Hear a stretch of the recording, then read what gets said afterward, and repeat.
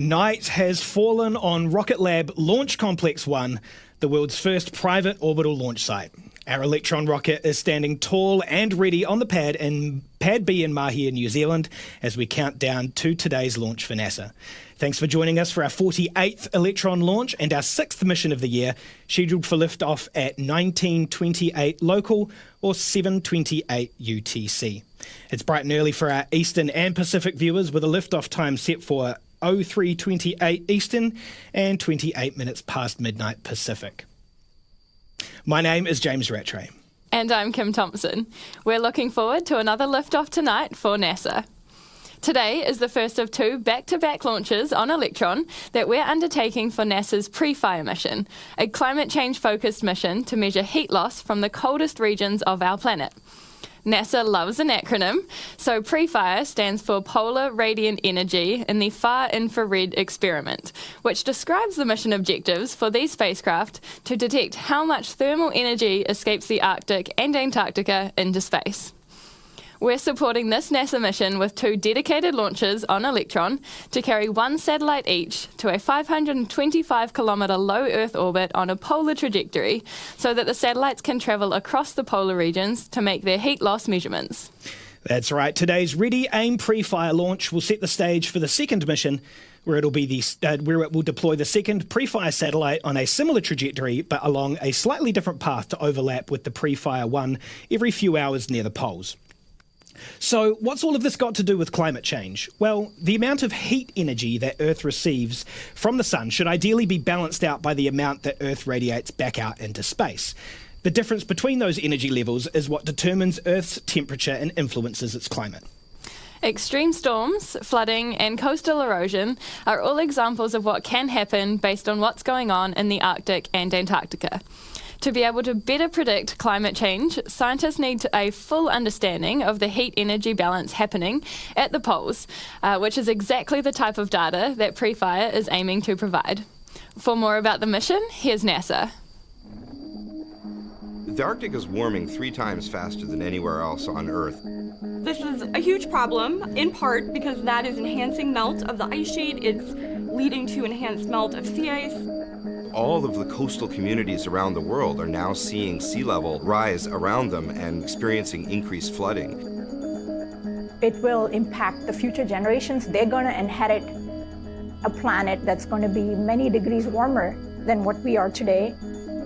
We need to have better predictions of how sea level will change, how the weather around the planet is going to change. The only way we're going to do that is to understand how the polar regions are responding to climate change.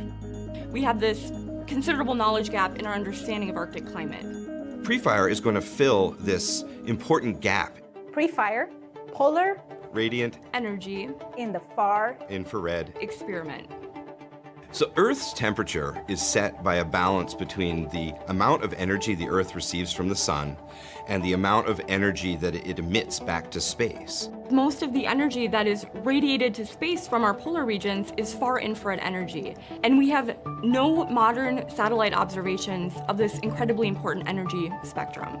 PREFIRE will be deploying 2 CubeSats. Over the course of a year, they're going to be measuring the far infrared energy for the very first time that is leaving the top of our atmosphere. Each of our PREFIRE CubeSats carry something called a thermal infrared spectrometer that looks down at the Earth and gathers energy being emitted from the planet at different wavelengths. Just imagine a rainbow. When you see a rainbow, you see the different colors in the rainbow. And what happens is light gets dispersed. Similarly, we see the different wavelengths split up, and you can measure each of these wavelengths. And that's what the spectrometer does. It spectrally separates the radiation into different wavelengths. These wavelengths were going to give us really important information about how the surface is changing in the polar regions, whether that's going from an ice-covered surface to a melted surface, or whether it's going from sea ice to open ocean. The 2 satellites are going to be orbiting in a polar orbit around the Earth. The first satellite comes along and measures the scene over the poles, and then a few hours later we have the second one come along in a different orbit and measure the same scene, so you understand the impact of how the energy changes in those few hours. It's really important that we understand how much energy is being emitted by the polar regions, because that defines how cold the polar regions get. And that temperature difference between the warm tropics and the cold polar regions is actually what drives the entire weather system around the planet. What we want to do with PREFIRE is we want to take these new observations that have never been made before, and we want to improve our understanding of the climate system and improve our understanding of how climate is going to be changing. Understanding how the sea level rises and how the ice melts is going to help us understand weather events, and that's going to have direct impact on our farmers and agriculture. There's a real urgency to getting this information now. Things are changing so quickly in the Arctic that we may only have 5 to 10 years to respond to those changes and help protect the property and lives that may be affected by that.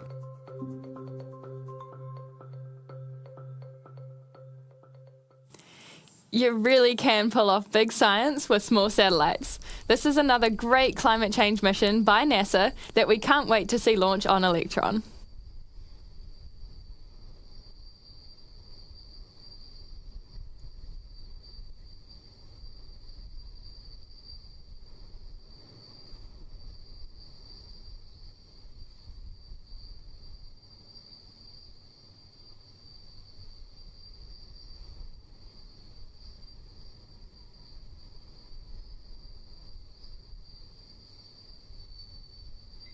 And all stations, we have held the count at T-minus 12 minutes.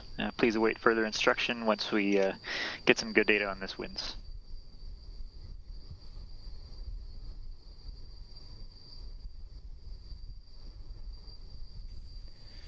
As we just heard from the launch director there, we have entered a hold at T-minus 12 minutes to do with ground winds. We'll sit with mission control and we'll listen out for an update on those conditions.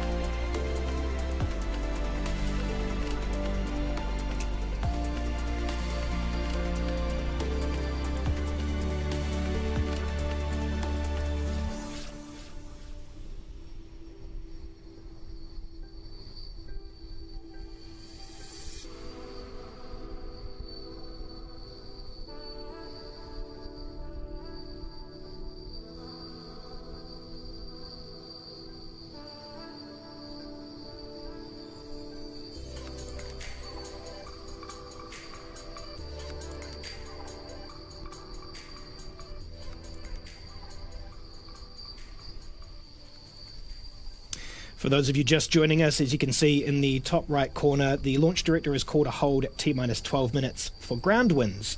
Happily, we have about 30 minutes left in this window. Our last attempt is 8:04 p.m. local time, so we have plenty of time to let those winds fall within bounds.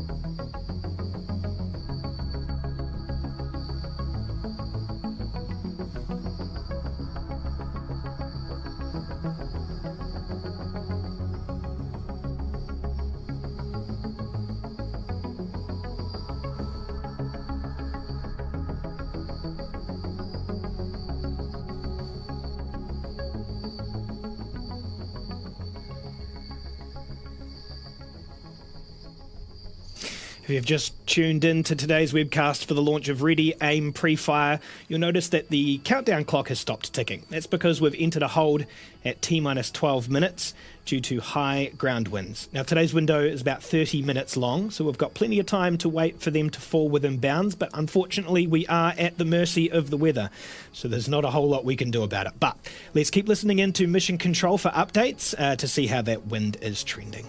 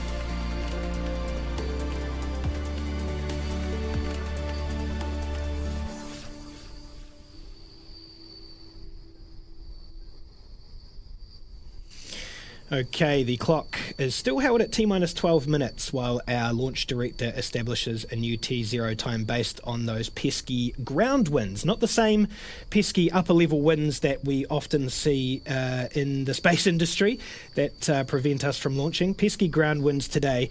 We do have about 25 minutes remaining in the count here, remaining in the window. So there's still plenty of time for those to come well within bounds.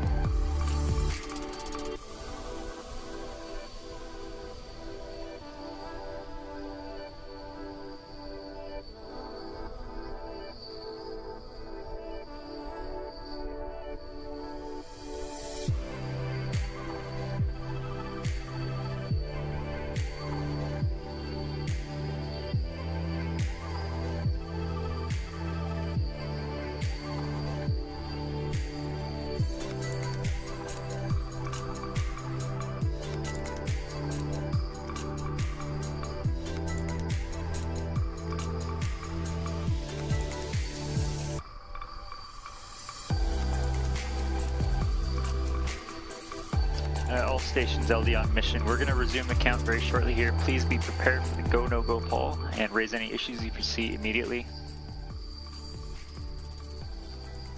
VCon LD mission. LD VCon. Can you please resume the count at this current time? The count is resumed. Okay, all stations LD on mission. Proceeding with the go, no go sequence. Stage. Stages go. Avionics. Avionics is go. GNC. GNC is go. VCon. VCon's go. T1. T1 is go. GC. GC is go. PLS. PLS is go. RSO. RSO is go. MET. MET is go. RF. RF is go. And MM. MM is go. LD SUP. LD SUP is go. Okay, all stations, the go, no go sequence is now complete. We are T-minus 11 minutes and 8 seconds and counting. We're go for terminals count auto sequence at T-minus 10 minutes. From this time, the 3-word hold procedure is in effect. And just one note for all stations that we are still tracking these ground winds, so be prepared in case we need to hold.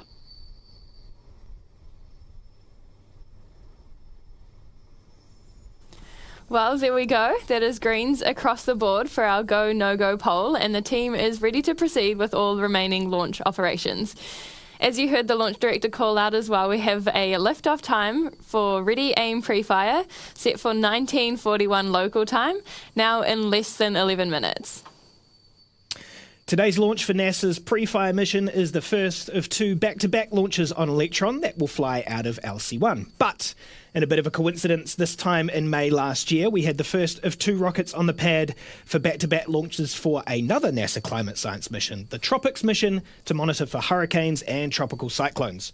Now, on our 36th and 37th launches, we deployed 4 storm-watching satellites to low Earth orbit that are helping weather researchers learn more about how environmental factors are contributing to the intensity and structure of hurricanes. Stage 1 igniter pressures verified, hydraulic pressures verified. LDGC mission. This animation from NASA shows data that the TROPICS satellites collected for some of the first storms of the Eastern Pacific hurricane season last year. Across nearly 24 takes by the TROPICS satellites at the time, what you're seeing here is data that shows the evolution of Hurricane Adrian's storm clouds as it developed near the west coast of Mexico but moved away from land. Our 2 launches for the TROPICS mission were a great example of how we support important science causes with responsive launch on Electron that gets satellites to exactly where they go. We caught up with mission manager Rebecca Sutton to take a look back.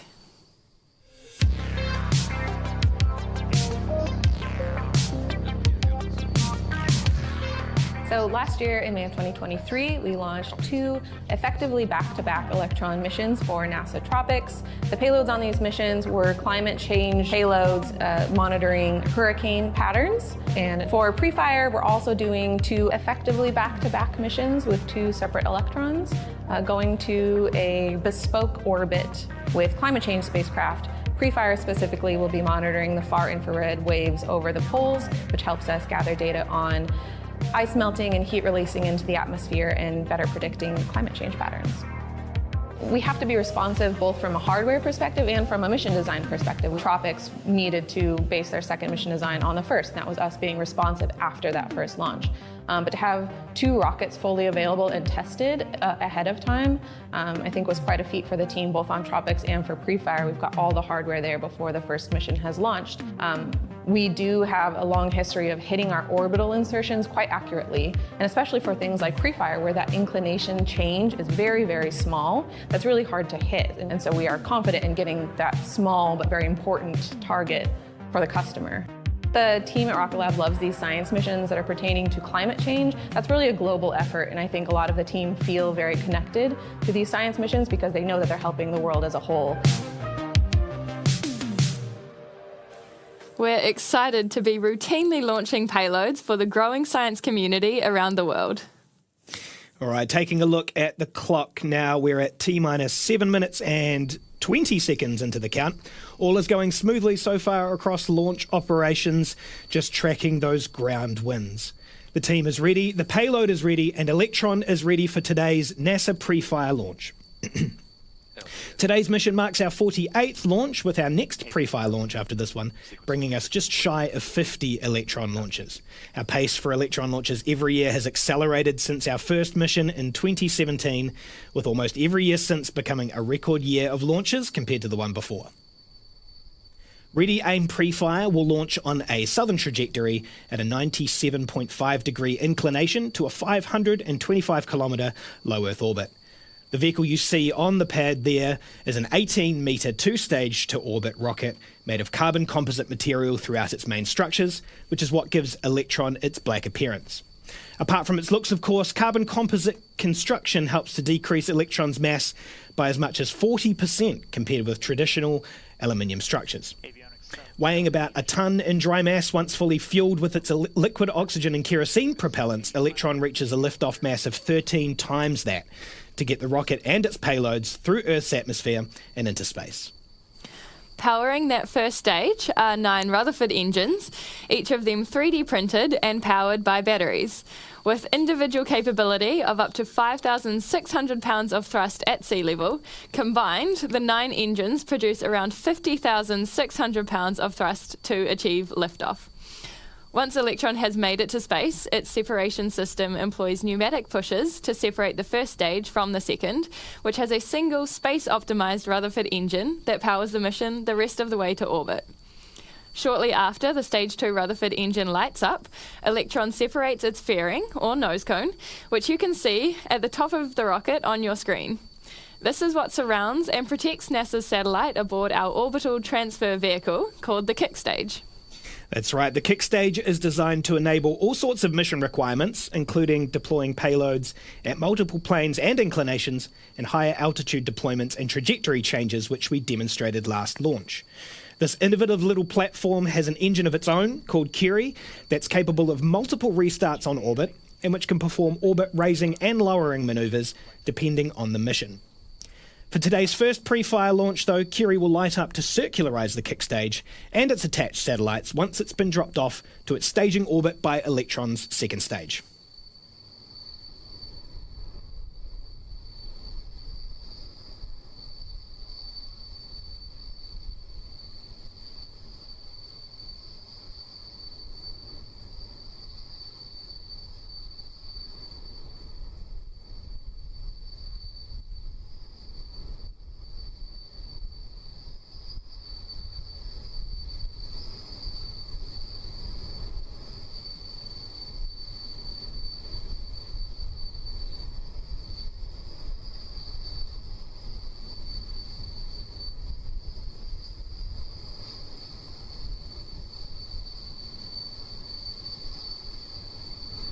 LD GC mission. GC LD. ECS is disabled, pad auto sequence is armed. And just like that, we are now at T-minus 4 minutes in the countdown to lift off for ready, aim, pre-fire. In a few moments, at T-minus 2 minutes, Electron's flight computer will take over the countdown and autonomously run through the final operations. Liquid oxygen will continue to flow through the vehicle all the way up until T-minus 1 minute and 30 seconds. We should hear a call out from Mission Control when that happens, who will indicate that the lock system is in recirculation. Shortly after that, we should hear confirmation that Electron's first and second stages are fully pressurized and ready for launch. And then it's through to T-minus 10 seconds and the countdown to liftoff by our launch director. We're going to hand it over now to Mission Control to listen in on those calls.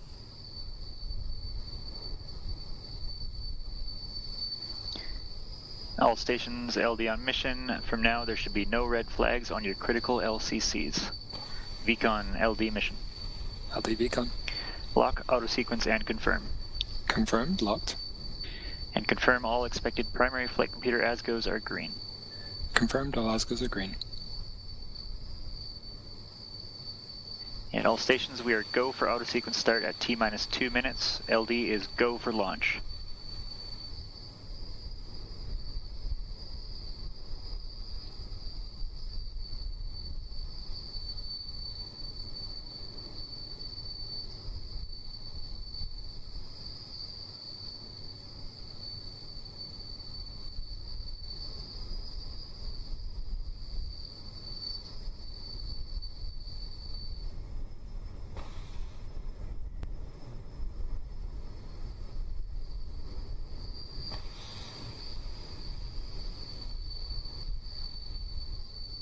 Vehicle is fully on internal power. AFTS is green and enabled for flight.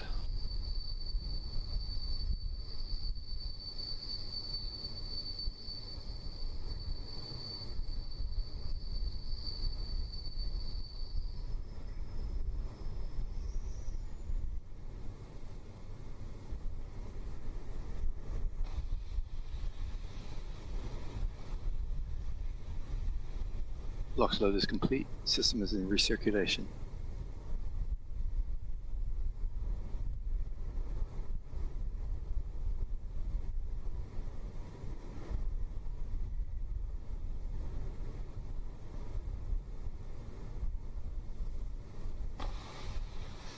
Anti-geysering is disabled.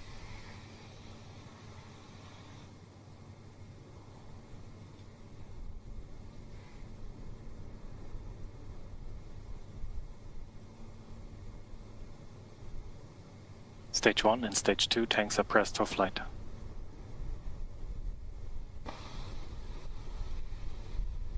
High flow engine purge is enabled.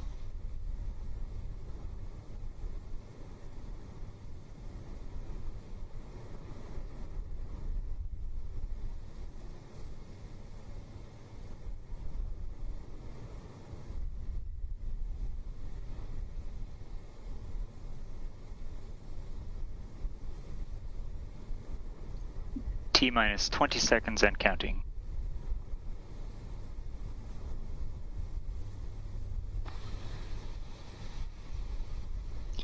Ten, 9, 8, 7, 6, 5, 4, 3, 2, 1.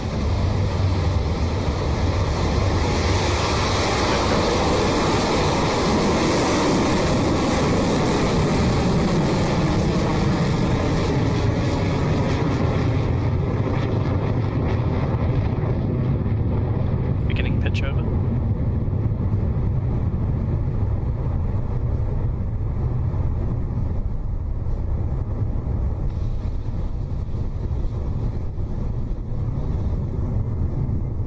Stage 1 propulsion. And with that, we have liftoff from Launch Complex 1 of our 48th Electron mission. Ready Aim Pre-Fire is in the air and on its way to space with its NASA payload. Soon we'll be hearing the call out for max Q, otherwise known as maximum aerodynamic pressure, which is the point during Electron's ascent where the structure is under the most amount of stress. We'll hear from the GNC operator shortly that Electron has cleared that milestone.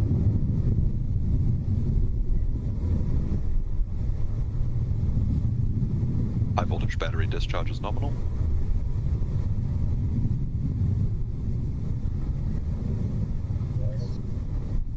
Cleared max Q. And that was the Max Q milestone, passed cleanly through by Electron as it carries on its mission to orbit for NASA. We're now at over 18 kilometers in altitude and moving at over 2,400 kilometers an hour. Next up will be 3 actions that are performed by Electron back to back to back. The first is main engine cutoff on the first stage, when all 9 Rutherford engines will shut Guidance down. is nominal. Next is stage separation, when the booster disconnects from stage 2. And then we will have second stage engine ignition, when the Rutherford engine on the second stage lights up to carry on with the mission. Those callouts should be heard as MECO, stage separation, and second stage ignition. Let's listen in now.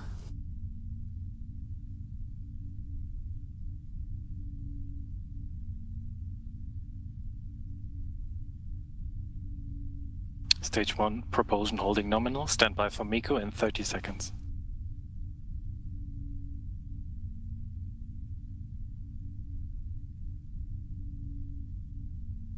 "15 seconds to staging." Entered burnout detect mode.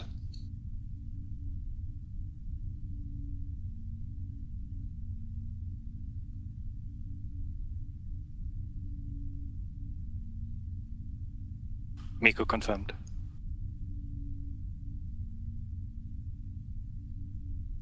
Stage separation successful. Stage 2, ignition confirmed.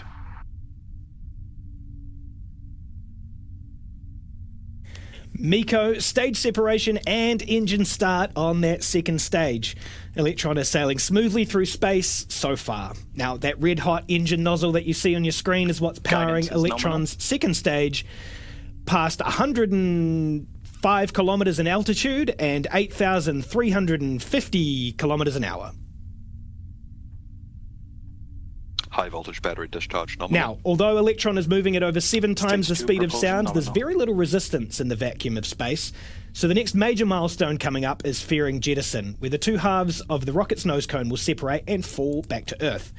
On missions like this, where the payload is a tiny portion of our overall mass, we leave the fairing connected for a little while longer than usual. Now, we should see that fairing jettison occur just after 4 minutes, and hopefully we'll get a good shot of them separating and falling on their way back to Earth.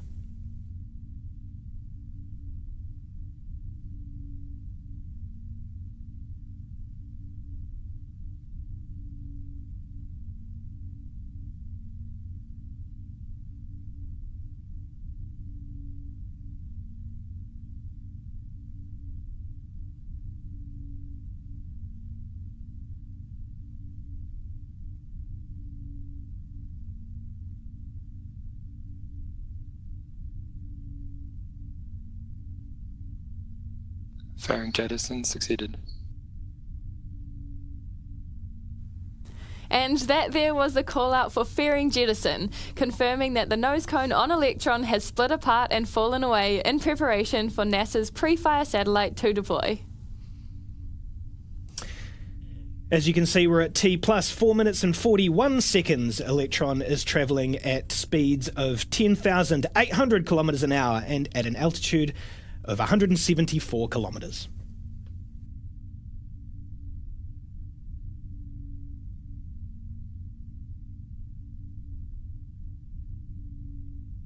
Stage 2, propulsion nominal.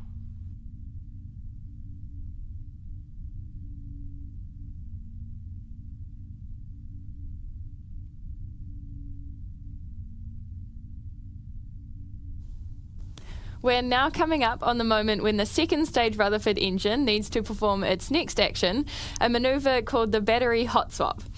This is a move unique to our Rutherford engine. Since its pumps are powered by batteries, by this point in the journey, we need to swap out the draining battery packs for a fresh set of new ones that will keep the engine running. The old batteries will be ejected, and you can usually see that happen on your screen, so keep an eye out on the shiny object on the right of your screen just after 6 minutes into the mission.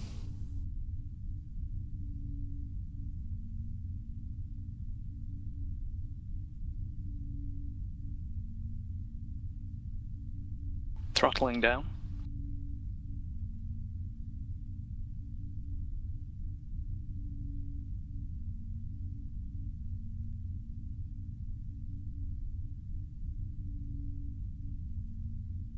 Hot swap successful.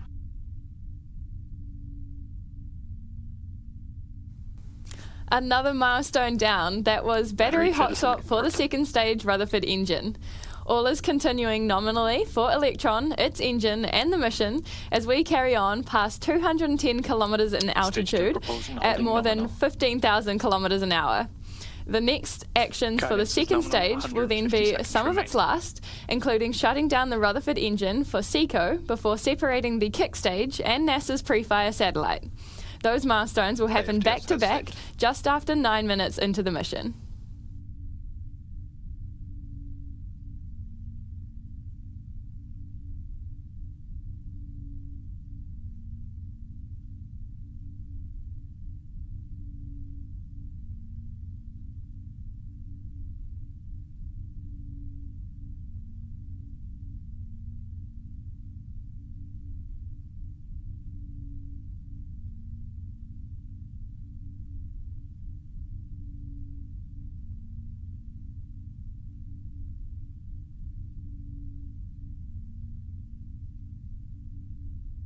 HVV battery discharge holding nominal.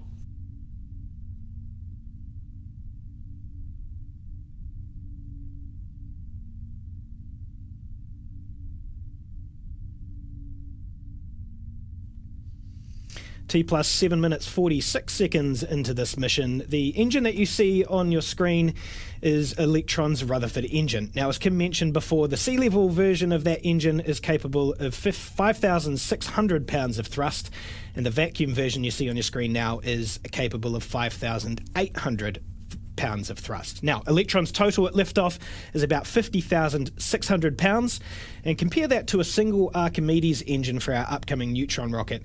The single Archimedes is capable of 165,000 pounds of thrust, which is the equivalent of 3 entire Electron rockets or 27 Rutherford engines on their own.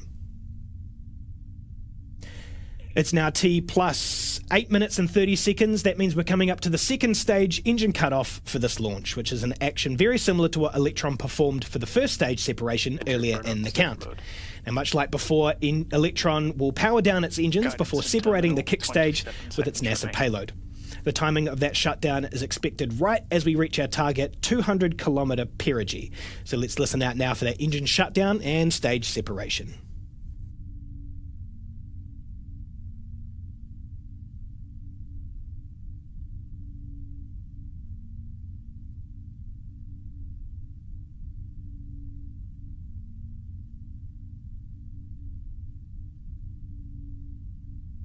SECO confirmed. Stage 3 separation confirmed. Nominal transfer orbit achieved. And just like that, 9.5 minutes after lifting off, we are in space. The second stage engine has now shut down, and the kick stage has separated, ready to perform its own specific maneuvers to place NASA's payload into its target low Earth orbit for the PREFIRE mission. We have a while to go until the kick stage completes its first half lap of Earth. It's at that point, when we're on the opposite side of the sphere to where we are now, that the kick stage will fire up its Curie engine to circularize its orbit ahead of release of the PREFIRE satellites out into space. We'll be back on this webcast to listen through those final calls at around T plus 50 minutes. We'll see you back here then.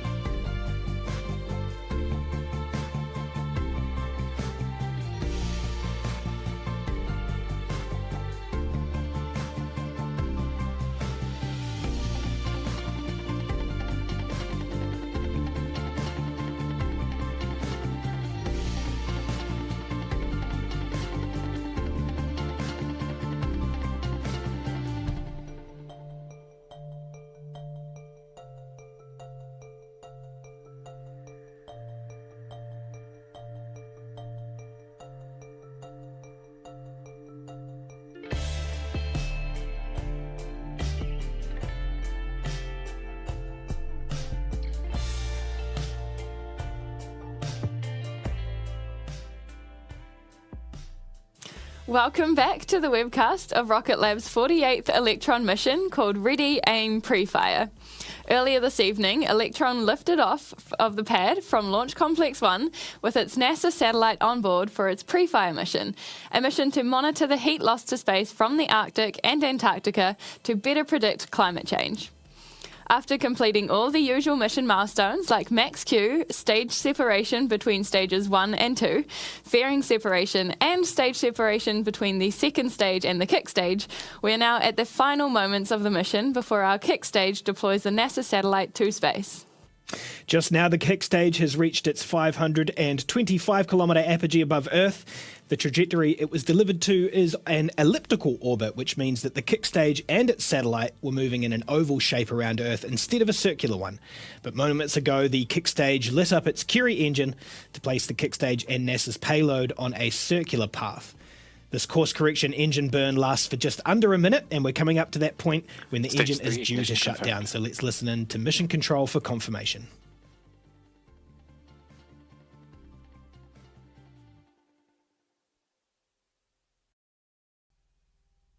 Stage 3 propulsion is nominal.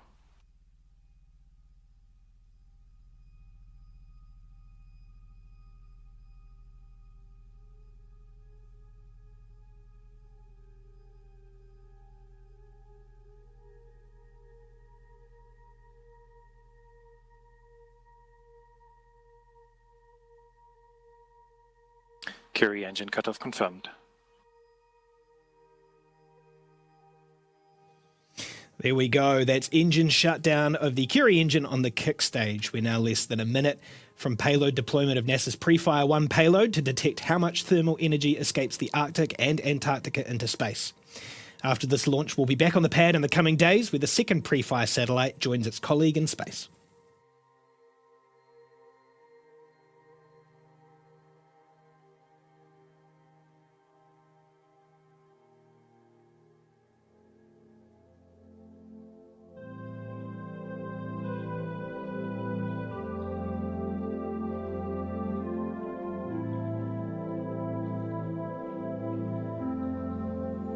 PREFIRE 1 deployment confirmed.